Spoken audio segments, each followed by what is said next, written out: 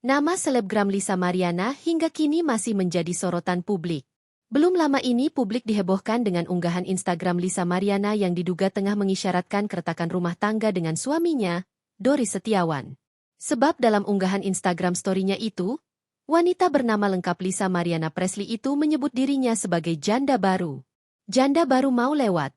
Tulis Lisa Mariana dikutip dari Instagram Lisa Mariana A. Selasa, 26 Agustus 2025. Isu soal keretakan rumah tangga Lisa Mariana dengan suaminya semakin dipertegas sang selebgram lewat unggahan yang ada di feeds-nya. Dalam unggahan itu, wanita 25 tahun itu mengungkap rahasia di balik dirinya yang kini terlihat lebih bahagia. Dugaan keretakan rumah tangga Lisa Mariana itu semakin menguat saat suaminya mengunggah kata-kata bijak di Instagram story-nya. Suami Lisa Mariana yang diketahui berprofesi sebagai seniman tato itu, menyinggung soal trauma dalam unggahan Instagram-nya itu.